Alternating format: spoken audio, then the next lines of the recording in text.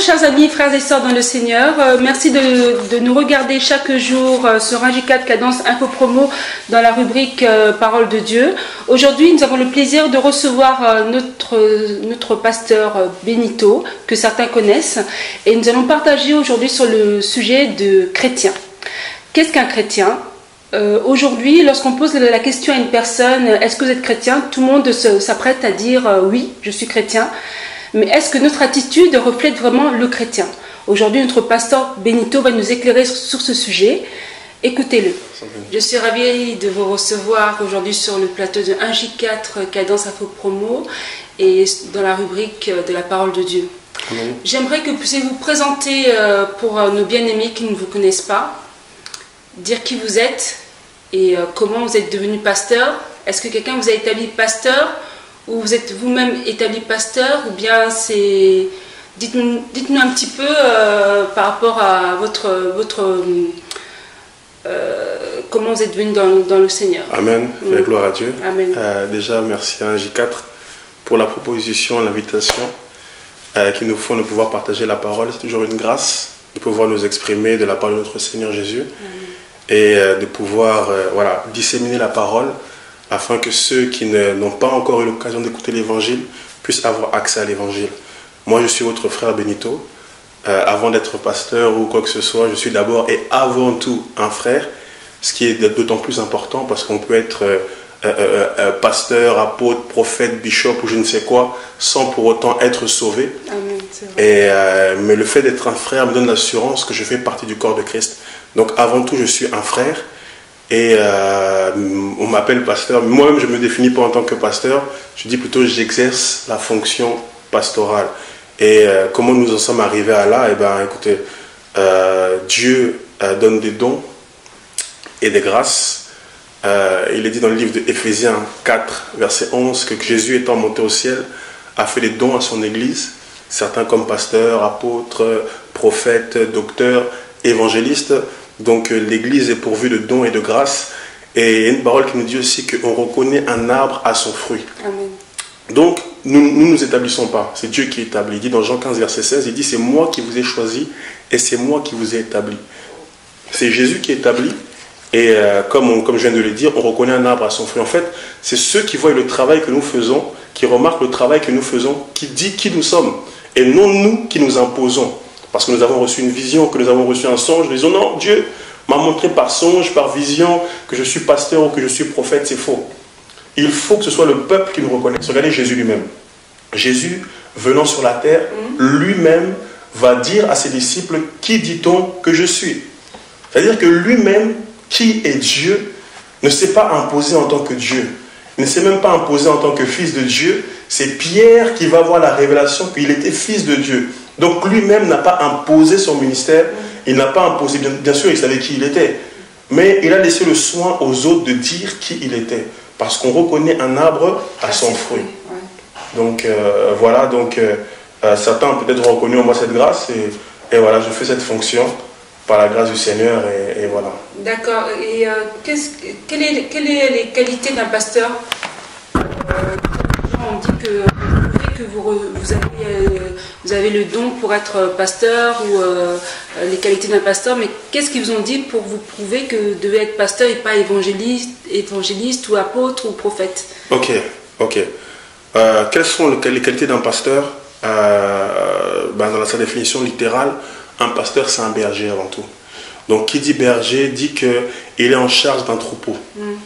Ce qui n'est pas forcément le cas pour un évangéliste ou un prophète. Voyez-vous, donc c'est plutôt cette grâce à être proche d'un troupeau et de paître le troupeau, tout simplement, c'est-à-dire de lui apporter ce qui est vital spirituellement pour sa croissance et son évolution. Donc c'est avant tout ça la faculté d'un pasteur. Et Jésus va dire dans le livre de Jean 10 là-bas, il va dire que le bon berger, c'est celui qui donne sa vie pour ses brebis. Il n'est pas celui qui voit venir le loup et qui fuit. Il n'est pas celui qui voit venir le mercenaire et qui fuit. Mais il donne sa vie pour ses brebis.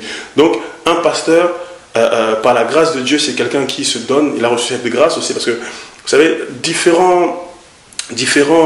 l'Église est un corps. Amen. Et comme dans un corps, il y a différents membres, dans le corps de Christ, il y a aussi différentes grâces. Et tout le monde n'a pas la grâce d'être proche du peuple, d'avoir cette faculté d'encourager les âmes, d'avoir cette patience aussi, parce que le pasteur doit avoir de la patience, de supporter aussi les fidèles. Il y en a qui ont reçu la grâce simplement d'aller prêcher l'évangile sans pour autant avoir à supporter des frères et sœurs. Et le pasteur, avant tout, doit avoir cette patience, comme l'avait Moïse d'ailleurs. Il déclare que il n'y a jamais eu un prophète ou un homme qui a été plus patient que Moïse. C'est écrit dans la parole de Dieu, si ce n'est Jésus bien sûr. Et il avait cette patience en fait pour pouvoir supporter le peuple et le conduire dans la terre promise. C'est ça un pasteur, c'est ça un berger en fait. Quelqu'un qui porte le peuple auprès du Seigneur par la grâce de Dieu, qui soutient le peuple et qui l'aide à grandir, à évoluer et à aller dans son ministère tout simplement. D'accord. Est-ce que le mari, est-ce que ça peut être un pasteur? Bien sûr. Le mari est un pasteur. Bien sûr, bien sûr, bien sûr. Parce que j'entends beaucoup les gens qui disent, dans les prédications, j'entends souvent que le mari est un pasteur, c'est le chef de famille, c'est le pasteur. Est-ce que c'est vraiment la vérité ou si c'est la vérité, c'est qu'il y a beaucoup de pasteurs, alors dans ce monde, il y a plus de pasteurs que d'évangélistes et de prophètes. Puisque beaucoup, son mari est chef de famille, donc beaucoup de pasteurs. Mais beaucoup de maris n'exercent pas leur ministère de pasteur. Ok, très bien. Mais effectivement, quand on voit pasteur, on voit avant tout gardien. Parce que le pasteur, le berger est un gardien. Il est là pour garder le troupeau. Et c'est vrai que Dieu confie au mari un troupeau, c'est-à-dire sa famille. Sa famille est un troupeau qu'il doit garder en fait. Voyez-vous, le premier gardien que Dieu a établi dans la parole de Dieu, c'est Adam. Du moins parmi les hommes. C'est Adam, parce que si nous allons avant, Adam la déclare qu'il avait établi Lucifer, chérubin, protecteur, donc gardien aussi de quelque chose. Mais parmi les hommes, le premier gardien c'était Adam. Et il va dire à Adam, je t'ai choisi pour garder et cultiver le jardin. Voyez-vous, Dieu nous donne des choses à garder et à cultiver. Et la famille est une semence que Dieu nous donne à garder et aussi à cultiver, à faire grandir, à faire croître, à faire évoluer. Dans divers, si je puis dire, niveaux en fait. Au niveau social, il faut que ma famille évolue. Au niveau spirituel, il faut que ma famille évolue. Il faut que mon fils connaisse le Seigneur, ma fille connaisse le Seigneur. Il faut que ma femme devienne de plus en plus consacrée par la grâce de Dieu. Et Dieu met cette fonction sur moi. Si je suis un véritable homme, j'ai ce travail de pasteur à exercer effectivement. D'accord. Donc, passer au sujet essentiel qui est le sujet de qui est un chrétien. Qu'est-ce que le chrétien? Donc j'aimerais que notre pasteur Benito nous éclaircisse un peu sur ce sujet. Voilà, et donc parce que souvent, je ne sais pas si je l'ai déjà dit, on pose la question à des frères, à des papas, à des mamans, à des personnes âgées. Est-ce que vous êtes chrétien? Oui, je suis chrétien depuis que je suis enfant, je connais Dieu, tout ça. Mais quand on regarde la réalité, en fait, c'est chrétien juste de nom. C'est pas chrétien en attitude ni en comportement. Dans les assemblées, quand ils sont parmi les membres qui sont chrétiens, ils se comportent comme des chrétiens. Et dès qu'ils sortent du cadre de chrétiens, ils se comportent comme des païens. Donc moi, j'aimerais que notre pasteur Benito nous éclaircisse sur le sujet de qu'est-ce qu'un chrétien en réalité et en vérité. Parce que Jésus, c'est le chemin, la vérité et la vie. Donc on a besoin que le peuple de Dieu puisse être éclairci en vérité sur qu'est-ce qu'un chrétien. S'il ne marchait pas comme un chrétien, à travers cette parole, qu'il puisse se détourner du mal et marcher conformément selon la parole de Dieu. Parce que rien n'est trop tard. La Bible déclare, quand tu entends la voix du Seigneur, c'est aujourd'hui. Aujourd'hui, tu peux changer. Ne reporte pas ça à demain. Aujourd'hui, tu as entendu la voix du Seigneur, change aujourd'hui. Ne regarde pas tes péchés que tu as fait hier ou il y a 10 minutes. Tu as entendu la parole à cet instant-là. Change et le Seigneur t'accueillera. Donc je demande à mon pasteur Benito de pouvoir nous éclaircir sur qu'est-ce qu'un chrétien. Ok. Amen pour la question. Gloire soit rendue à Dieu pour la question. Et c'est une question très importante. Et Dieu soit béni pour cette question parce que c'est vrai qu'on est dans un temps où on ne sait plus qui est qui. Beaucoup se déclarent être chrétiens sans en connaître le sens, sans en connaître la vision, sans en connaître la portée, sans en connaître l'importance. Et malheureusement, beaucoup qui portent ce nom blasphèment le nom de Jésus. Pourquoi? Parce qu'ils portent un titre qui est censé représenter Jésus, mais ils ne le représentent pas, non seulement par leurs actes et par leur caractère. C'est-à-dire qu'on est dans un temps de brouhaha, on est dans un temps de confusion tellement qu'on ne sait plus qui est qui. Alors, qu'est-ce qu'un chrétien? C'est une très bonne question. La première fois que ce mot a été employé, chrétien, c'est dans le livre de Actes. Je prends le passage directement. Donc, Actes chapitre 11, si je ne m'abuse, Acte 11, au verset 26. Alors ici, la Bible déclare, et l'ayant trouvé, il l'amena à Antioche pendant toute une année. Ils se réunirent aux assemblées de l'Église et ils enseignèrent beaucoup de personnes. Ce fut à Antioche que pour la première fois, les disciples furent appelés chrétiens. C'est-à-dire qu'on nous dit que cette appellation a eu une origine. Elle a eu une origine. Jésus n'est pas venu faire des chrétiens. Ce n'est pas Christ qui est venu faire des chrétiens. Et ce sont plutôt les païens qui, voyant les disciples de Jésus, ont dit cela ressemble tellement à Christ qu'on va les appeler les chrétiens. En d'autres termes, dans leur manière de penser, le chrétien est celui qui ressemble à Christ. C'est celui qui agit comme Christ. Celui qui parle comme Christ. Celui qui tente ou bien qui essaye de penser comme Christ. Celui qui vit comme Christ. Celui qui exhorte, qui encourage comme Christ. Celui qui marche comme Christ. C'est ça en vérité un chrétien. Et ce qui est intéressant, ce qui est aussi important, la Bible déclare que ce n'est pas tout le monde qui a été appelé chrétien. La Bible est claire ici. Elle ne dit pas ce sont les croyants qui ont été appelés chrétiens. Le fait de croire en Christ ne fait pas de toi un chrétien. Oui. Le simple fait de croire, d'avoir cette croyance culturelle, parce qu'on a une croyance culturelle dans beaucoup de pays, parce qu'on a été enseigné, on nous dit que voilà, comme on a une descendance, tes parents sont soi-disant chrétiens, et bien tu es forcément chrétien. Le fait d'avoir une croyance culturelle ne fait pas forcément de toi un chrétien. La Bible déclare que ce sont les disciples qui furent appelés chrétiens. Alors un chrétien, parce qu'il faut développer la question tellement elle est importante. Oui, c'est ça. Un chrétien, avant tout, mais du moins c'est le titre que portent les disciples de Christ. Et Jésus va dire dans Matthieu 28, verset 19, allez et faites de toutes les nations des disciples. Alors les disciples de Christ maintenant, c'est qui?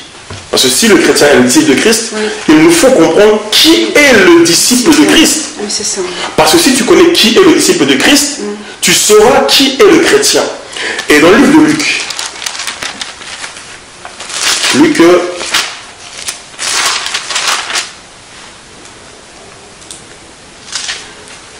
alors dans le livre de Luc, chapitre 14, il est dit à partir du verset 33, Luc 14, verset 33, il est dit, ainsi donc, quiconque d'entre vous ne renonce pas à tout ce qu'il possède ne peut être mon disciple. Le chrétien, c'est le disciple. Or, on dit le disciple, c'est celui qui a renoncé à tout ce qu'il possédait. Là, ça devient grave. Ça devient très très grave. Surtout les filles, les femmes, là, c'est très difficile. De plus en plus, le diable nous met tout sur la table, le maquillage, les produits pour éclaircir, les bijoux. Amen. Amen. Mais c'est exactement ça. On nous fait comprendre que le chrétien ou le disciple, c'est celui qui a renoncé à tout. Et on est dans un temps où l'évangile qui est prêché n'est pas l'évangile du renoncement. C'est l'évangile de, il faut plutôt chercher à acquérir. Voyez-vous, de l'acquisition. Ouais. Il faut que tu acquières une belle voiture. Il faut que tu acquières une belle maison. Il faut que tu acquières de beaux vêtements. Il faut que tu vives comme les gens du monde. Ouais. Il faut que tu sois, voilà, enfoncé, noyé dans le monde. C'est ça. Ce qui n'a rien à voir avec l'évangile de Jésus. Et c'est là où on comprend qu'il y a de moins en moins de disciples de Christ. De gens qui ont renoncé au matériel. De gens qui ont renoncé au matu-vu. De gens qui ont renoncé au péché. De gens qui ont renoncé à la chair. De gens qui ont renoncé aux choses de ce monde. Il y a de moins en moins de chrétiens. Et Jésus va plus loin dans le livre de Luc 9 au verset 23. Il dit, si quelqu'un veut venir après moi, s'il renonce à lui-même, qu'il se charge chaque jour de sa croix et qu'il me suive. Or, le chrétien, c'est celui non seulement qui a renoncé, mais en plus qui s'est chargé de la croix de Christ. Or, la croix de Christ, ce n'est pas un petit médaillon. La croix de Christ, ce n'est pas une boucle d'oreille. La croix de Christ, c'est la souffrance. La croix de Christ, c'est le fait d'être rejeté dans ce monde parce que tu as accepté Christ. La croix de Christ, c'est le fait de vivre à contresens avec les choses du monde. Et c'est là, ma sœur Sandrine, qu'on voit qu'il y a de moins en moins de disciples, ceux qui ont renoncé aux choses de ce monde. À un moment, en marchant avec Jésus, Pierre va poser la question à Jésus. Il va dire, nous avons renoncé à nos femmes, à toutes ces choses pour te suivre. Ça veut dire qu'un véritable chrétien, un véritable disciple, c'est celui qui n'a pas le cœur attaché aux choses de ce monde. C'est celui qui a compris que ce qui a le plus de valeur au monde, c'est le ciel. Celui qui a compris que ce qui a le plus de valeur au monde, c'est le royaume des cieux. Voilà ce qu'est un chrétien, ma soeur Sandrine. Et je sais qu'en étant chrétien, dans le monde aujourd'hui, on est comme des personnes démodées. Les gens nous critiquent, mais c'est ça, la croix que nous portons, c'est la critique. Donc je remercie mon pasteur Benito de nous avoir éclairci sur le sujet de chrétien.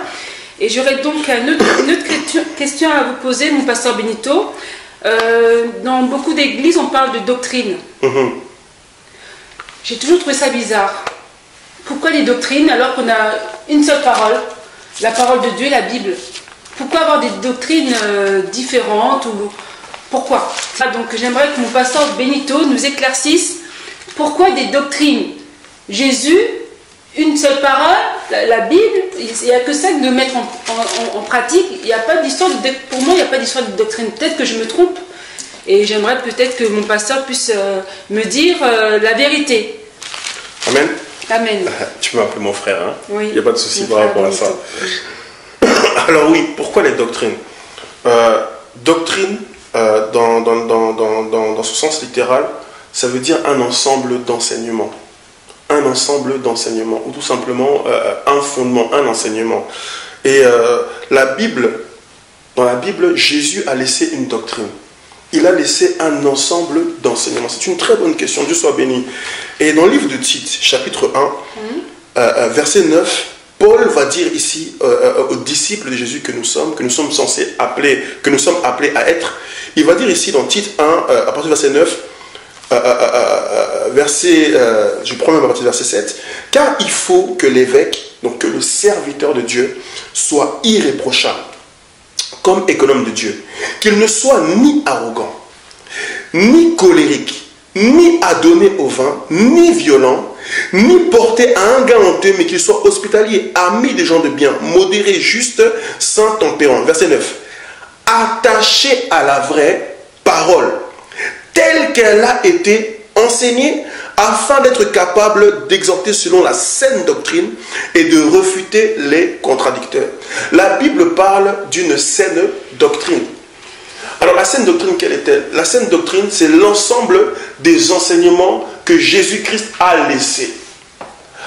De par son vivant, donc de quand il était vivant, quand il a marché sur cette terre, quand il a marché avec les apôtres, les enseignements qu'il a donnés, mais aussi les enseignements qu'il a transmis aux apôtres.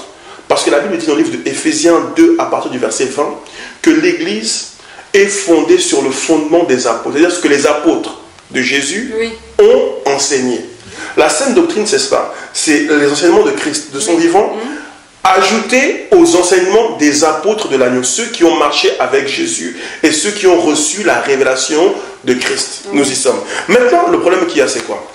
C'est que dans l'Église, il y a beaucoup d'enseignements qui circulent qui n'ont rien à voir avec ce que Jésus a enseigné. Ça, maintenant, c'est ce qu'on appelle des fausses doctrines. Ah oui, c'est ça. C'est des doctrines qui sont montées de toutes pièces pour faire plaisir aux âmes, pour faire plaisir aux gens, pour attirer du monde, pour enrichir les pasteurs. Et c'est ça que nous dénonçons. Parce que la Bible dit, Paul va dire dans le livre de 1 Timothée 3, que il y en a beaucoup de ceux qui vont abandonner la vraie parole pour suivre les doctrines de démons. C'est ça. Les doctrines de démons, et elles pullulent dans l'Église. Les doctrines de démons, quelles sont-elles? Frères, sœurs, on a des exemples. Nous voyons dans les églises, par exemple, la dîme. Oui. Frère, montrez-moi un verset biblique où un apôtre a enseigné la dîme. On ne voit pas ça dans la parole de Dieu. Un verset biblique où il a enseigné qu'il fallait donner la dîme. Or, ce sont des choses de l'ancienne alliance. Donc, des choses qui sont révolues. Dans les églises, nous voyons l'invocation du sang de Jésus. Tu vas aller dans une assemblée comme ça, ce qu'on appelle les modérateurs, qu'on ne voit pas dans la parole de Dieu, les fameux modérateurs, vont commencer à invoquer le sang de Jésus. Oh, il faut que la salle soit inondée du sang. Mais le sang, là, il vient d'où? Mais c'est le sang de Jésus. On a toujours prié comme ça, que le sang de Jésus nous couvre, nous protège. Mais cette prière, elle vient d'où? Ben, ça vient de l'Égypte. Alors le problème que nous avons, c'est qu'il faut que tout ce que nous faisons soit appuyé sur la parole. Vous avez vu, le passage qu'on a pris ici était clair. Élisée, verset 9. Attaché à la vraie parole telle qu'elle a été enseignée. Nous ne pouvons ni ajouter, ni enlever. Ce que vous avez parlé d'Égypte, c'est vous parlez de la Pâque. Oui. C'est-à-dire la Pâque où le sang a été mis sur les poteaux et sur les linteaux. Oui. Mais ça, c'était prophétique. Ça annonçait la mort de Christ. Parce que Christ est notre Pâque. Et Jésus a déjà été immolé. Ça veut dire que quand Christ est mort et que tu as accepté Jésus, tu as reçu le sang de Jésus. Il n'est plus question d'invoquer encore le sang de Jésus. Tu vas l'invoquer, il va venir d'où? Est-ce que quand Jésus est monté au ciel, il est parti avec des conteneurs de sang? Le sang qui a coulé à la croix de Golgotha, le sang que tu as fait couler, donc c'est le sang là qui nous purifie. La parole nous dit que ce sang a coulé une fois pour toutes. C'est écrit. Une fois pour toutes. Nous n'avons plus à invoquer un sang. Le sang que tu vas invoquer va venir d'où? Est-ce qu'au ciel, il y a des conteneurs de sang? Non. C'est vrai, j'ai entendu parler plusieurs fois que c'était pas peine d'invoquer le sang, mais je voulais avoir... Voilà. Donc tout ça, c'est l'ensemble des fausses doctrines. Nous allons voir des pasteurs qui vont faire des cures d'âme, qui vont emmener les gens à faire des séances de délivrance. Or, la Bible déclare que à tous ceux qui auront cru, les démons seront chassés au nom de Jésus. Il n'y a pas de question de cure d'âme. Où est-ce que nous avons des cure d'âme dans la parole de Dieu? Nous allons voir les présentations d'enfants dans les églises. Nous allons voir des pasteurs qui escroquent, qui arnaquent les gens avec des dîmes de prophètes, des offrandes de prophètes, des offrandes de ceci, des offrandes de cela. Beaucoup de choses qui n'ont rien à voir avec l'évangile. Ah oui, mais ça veut dire en fait que... Est-ce que l'Ancien Testament, et c'est pas la peine de pratiquer l'Ancien Testament, puisque c'est toujours la parole de Dieu, non? Est-ce qu'il ne faut pas pratiquer l'ancienne alliance? Nous parlons plutôt d'alliance que de testament, parce qu'il n'y a qu'un seul testament, c'est la parole de Dieu. Ça, c'est les hommes qui ont fait le testament. Oui. Est-ce qu'il ne faut pas pratiquer l'ancienne alliance? Vous-même, vous parlez d'ancien. Vous-même, vous dites c'est ancien. Or, ce qui est ancien, nous dit la parole de Dieu, est prêt de disparaître. Ce qui est ancien est passé. Prenons la parole de Dieu. Nous sommes dans le livre de Hébreux ensemble. Le peuple de Dieu a vraiment besoin d'être enseigné, frère. Nous sommes dans des temps où il y a énormément de faux prophètes. On ne vous enseigne rien, frère. Jésus va dire, quand vous êtes allé dans le désert pour voir Jean-Baptiste, qu'est-ce que vous êtes parti voir? Est-ce que vous êtes parti voir un roseau agité?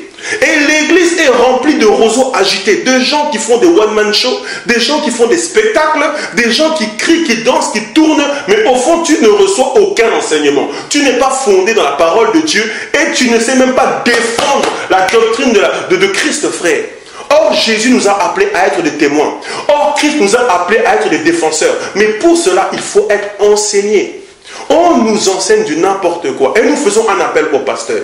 Nous faisons un appel aux pasteurs de la ville de Chartres, de la région centre, et même bien au-delà s'il le faut. Nous faisons un appel. Si certains veulent confronter ce que nous disons ici, ils sont aussi les bienvenus. Contactez 1J4, je pense que le numéro va s'afficher, afin que nous puissions parler la parole. Parce que nous sommes dans un temps, pour ce qui est de l'ancienne alliance, ma soeur Sandrine, est-ce qu'il faut l'appliquer ou est-ce qu'il ne faut pas l'appliquer? La Bible est claire. Je suis dans le livre d'Hébreux chapitre 8 à partir du verset 13. En disant une alliance nouvelle, il a déclaré ancienne la première. Or, ce qui est ancien, ce qui a vieilli est près de disparaître. La parole est claire. Et dans le livre de Hébreux chapitre 10, elle nous dit encore, à partir du verset 1, en effet, la loi qui possède une nombre des biens à venir et non l'exacte représentation de ces choses ne peut jamais, par les mêmes sacrifices qu'on offre perpétuellement, chaque année amener ses assistants à la perfection. Ça veut dire quoi? Ça veut dire que Christ est venu nous arracher de la malédiction de la loi, de l'ancienne alliance. Parce que l'ancienne alliance, aucun homme n'a pu l'accomplir, si ce n'est Jésus. La Bible déclare au livre de Romains 3, à partir du verset 23, que tous ont péché et sont privés de la grâce de Dieu. Ça, c'est dans l'ancienne alliance, c'est ça? Dans l'ancienne alliance. Donc, tous les hommes qui ont essayé d'appliquer l'ancienne alliance, donc de vivre selon la loi, parce qu'elle déclare, il faut comprendre que si tu péchais contre un seul commandement, tu péchais contre toute la loi. Or, aucun homme était juste par rapport à ça. Aucun homme était juste. Le seul qui a pu accomplir l'ancienne alliance, c'est Jésus. Et comme nous n'avons pas en nous la force de l'accomplir, il est venu nous racheter. C'est ça la grâce. C'est ça la grâce. C'est-à-dire que par la grâce de Dieu, nous n'avons plus à accomplir les anciens préceptes, les anciens commandements, si ce n'est la base que sont les 10 commandements. Voilà. Voyez-vous? Et Jésus va dire aussi concernant cela, la parole de Dieu dit dans le livre de Colossiens, chapitre 2, à partir du verset 14, je crois qu'à la croix, il a dépouillé les autorités, les dominations et les a livrées publiquement en spectacle. La Bible dit aussi qu'il a condamné, il a cloué l'acte qui nous condamnait en fait, l'acte dont les ordonnances nous condamnaient. C'est-à-dire qu'à la croix, Jésus nous a dégagé de la nécessité d'accomplir les anciens principes. Parce que c'était trop pour l'homme. C'était trop pour lui. C'est ça ce qu'on appelle la grâce. Ah, merci Seigneur. Le Seigneur, il est simple en fait. Hein. Amen. Parce que dans l'Ancien Testament, c'était un peu compliqué. Il y avait tellement de lois, tout ça. Donc, si je comprends bien, dans l'ancienne alliance, c'est difficile de mettre en pratique les lois. Exactement. C'est difficile d'accéder au ciel. C'est ça? C'était même pas difficile, c'était impossible à l'homme. Impossible à l'homme. Donc, on péchait trop dans l'ancienne alliance. Exactement. Et maintenant, dans la nouvelle alliance, il ne faut plus qu'on pêche. Dans la nouvelle alliance, la grâce que nous avons, Christ a mis en nous l'esprit. Oui. Premièrement, il a mis en nous son esprit. Et cet esprit nous donne la force de vaincre le péché. Parce que par nous-mêmes, nous ne pouvons pas vaincre le péché. Ce n'est ni par ta force, ni par ta puissance, mais c'est par l'esprit de Dieu.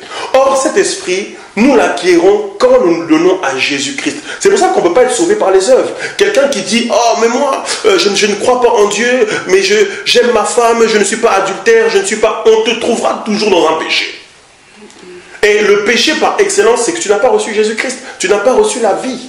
Et ça déjà, c'est déjà le péché. Voyez-vous, ce qu'on appelle l'état de péché. D'accord. Donc, si je comprends bien, comme notre Dieu est saint, Jésus est saint, Amen. Nous aussi, nous devons être saints. Amen. Donc, on ne va pas dire non, j'ai péché aujourd'hui. De toute façon, l'homme est faillible. Hein, c'est normal qu'on pêche tous les jours parce que personne n'est parfait. Mais comme Jésus il est saint, normalement, tous les jours, on devrait... on peut dire même, aujourd'hui j'étais saint. Est-ce que c'est possible ça? La parole de Dieu nous dit dans le livre de Hébreux 12, 14 que sans rechercher la paix avec tous et la sanctification. Et la sanctification. Je mets un point d'honneur là-dessus, chrétien. Vous qui nous suivez, vous qui fréquentez les assemblées, la sanctification est une condition sine qua non. C'est-à-dire que tu ne peux pas y échapper, obligatoire pour être sauvé. Or, la sanctification, c'est le fait de marcher de plus en plus vers un état de perfection dans la sainteté, de s'approcher de la perfection. C'est-à-dire que aujourd'hui, tu dois être mieux qu'hier et demain mieux qu'aujourd'hui parce que tu progresses, tu avances. Chaque jour que Dieu fait, tu te débarrasses des œuvres des ténèbres. Chaque jour que Dieu fait, tu te débarrasses du péché. Et tu ne peux pas non plus cautionner le péché. Si tu es dans une assemblée où la chorale, c'est le désordre, c'est les feux de l'amour, mon ami, tu ne peux pas cautionner ça. Si tu es dans une assemblée où le pasteur est pareil, c'est le feu de l'amour, il est à droite, à gauche, tu ne peux pas cautionner ça. Parce que la Bible déclare que malheur à celui qui appelle le mal bien et le bien mal. Voyant le mal et cautionnant le mal, tu dois, mon ami, sortir de là. C'est Babylone. C'est Babylone. Et toi-même, tu ne dois pas cautionner le péché en toi-même. Tu dois fuir le péché. La Bible déclare que fuyez l'impudicité, fuis le péché. C'est ça la véritable conversion. C'est ça le christianisme. C'est ça la véritable foi, ma soeur Sandrine. Donc, tous les soirs, on n'est pas obligé de demander pardon. Est-ce que tous les soirs, nous ne sommes pas obligés de demander pardon? Si tu te retrouves dans un péché. Mais il y a des péchés inconscients. Aussi. Donc, on est obligé de demander quand même pardon. En fait, la Bible nous dit que l'Esprit de Dieu, c'est pour ça que je disais que c'était une grâce. Il nous convainc de justice, de péché et de jugement. C'est-à-dire que l'Esprit de Dieu, c'est Dieu qui est en nous. Et ce Dieu en nous nous parle. Quand tu vas faire une mauvaise action, tu ne te sentiras pas à l'aise si tu es un vrai enfant de Dieu. Tu ne te sentiras pas à l'aise parce que tu vas sentir le Saint-Esprit en toi être attristé. Et tu vas savoir par là qu'il faut que je me repente. Et quand l'Esprit de Dieu en toi est dans la joie, tu vas te sentir à l'aise justement. Et en fait, c'est quand tu sens que l'Esprit est attristé en toi, repens-toi. Demande pardon à Dieu. Tu vois, dans le livre de Éphésiens 4, verset 30, la Bible déclare « N'attristez pas l'Esprit de Dieu ». C'est-à-dire que l'Esprit de Dieu a des sentiments. Si tu as donné ta vie à Jésus, il est en toi. C'est-à-dire que quand tu pêches là, même si ton père ne t'a pas vu, même si ta mère ne t'a pas vu, même si ton mari ne t'a pas vu, même si ton enfant ne t'a pas vu, celui qui est au ciel et celui qui est en toi, la même personne le sait. Et il te fera ressentir cette chose-là. Tu dois te repentir. Ne cache pas le péché. Parce que cacher le péché, mon ami, ça va t'amener à perdre l'Esprit de Dieu. Et si tu perds l'Esprit de Dieu, tu es destiné à l'enfer. Parce que sans l'Esprit, comment vas-tu être sauvé? D'accord. Est-ce que nous sommes amenés à nous contenter d'être chrétiens nous-mêmes, ou bien il faut amener tout le monde à être chrétien, à convertir le monde, notre voisin, les enfants, un passant Ok, c'est une très bonne question. Paul va dire que nous sommes des lettres de Christ. Nous sommes des lettres de Christ. Ça veut dire quoi? Ça veut dire que tu dois vivre la parole de Dieu. C'est ce que Dieu te demande avant tout. Tu dois vivre la parole de Dieu. Tu dois refléter Jésus. Je vais prendre un passage de la parole, si vous me permettez, parce que j'aime appuyer ce que je dis avec la parole. Dans le livre de Luc, chapitre 6. Luc 6, je vais prendre deux passages très importants. Luc 6, le verset 40. La Bible déclare d'abord ici: le disciple n'est pas plus que le maître, mais tout disciple accompli sera comme son maître. Ça veut dire que nous avons un appel, celui de ressembler à Jésus.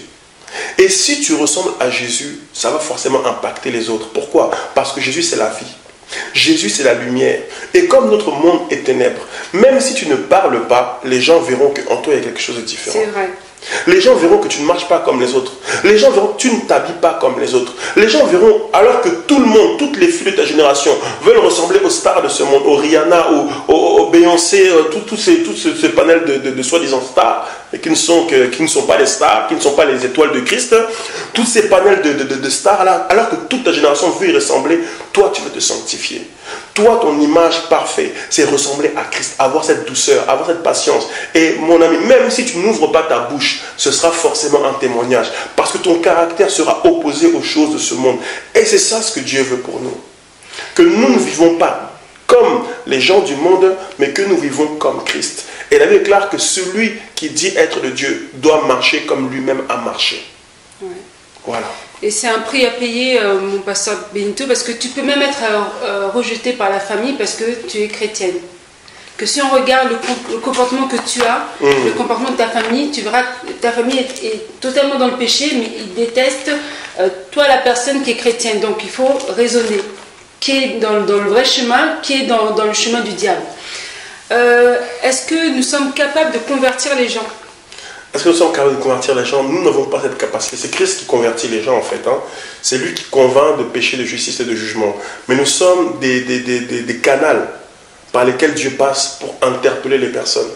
Voyez-vous, donc Dieu va t'utiliser toi comme un canal et Dieu lui-même va travailler cette personne et va l'amener à la conversion tout simplement. Parce que le miracle de la conversion, c'est possible qu'à Dieu. Il n'y a que Dieu qui convertit. Il est dit dans le livre de Jean 1, je crois, à partir du verset 12-13, là-bas, il est dit que à tous ceux qui l'ont reçu, elle leur a donné le pouvoir de devenir enfants de Dieu. C'est la parole de Dieu, donc Christ qui est la parole, qui donne à l'homme le pouvoir, bien la capacité de devenir enfant de Dieu. Donc, il faut que la parole de Dieu, la véritable parole, pas la parole qui présente les voyages, pas la parole qui présente le matériel, pas la parole qui présente, je sais pas, les triples bénédictions, les choses de ce monde, non, la parole qui présente la croix. Car la prédication de la croix est une folie pour ceux qui périssent, mais pour nous, c'est la puissance de Dieu. La parole qui prend Jésus-Christ mort, crucifié et ressuscité. Cette parole-là, quand elle touche le cœur, cette parole amène au salut. Donc nous, on peut prêcher la parole, un homme peut prêcher la parole, une femme peut donner cette parole, mais il faut que Christ fasse le travail de la conversion. Il n'y a que l'Esprit qui peut le faire. D'accord, mais moi je pense que tous ne sont pas amenés à être chrétiens. Parce qu'il y a les enfants du diable et les enfants de Dieu. Donc tout le monde ne peut pas se convertir. Donc on peut présenter la parole de Dieu à une personne, mais quand elle se restreint, tant qu'elle a entendu la parole, c'est l'essentiel. C'est l'essentiel, elle a entendu la parole, c'est l'essentiel. Nous, on n'a pas à ajouter plus parce que c'est le Saint-Esprit qui va agir. Mais si elle ne veut pas se convertir, il faut savoir qu'il y a aussi, beaucoup sont amenés à aller en enfer. Voilà, c'est comme ça. Pasteur Benito, nous sommes arrivés à la fin de notre émission. Est-ce que vous auriez un petit mot à ajouter pour le peuple de Dieu? Ok. Je suis béni encore une fois. Merci à Info 1J4 Promo. Et merci à toute l'équipe que vous êtes. Et merci au peuple de Dieu qui nous suivent, qui ont pu entendre ce message. Voilà, soyez bénis. Nous sommes arrivés au temps de la fin et c'est vraiment le temps de rechercher la vraie nourriture, voyez-vous.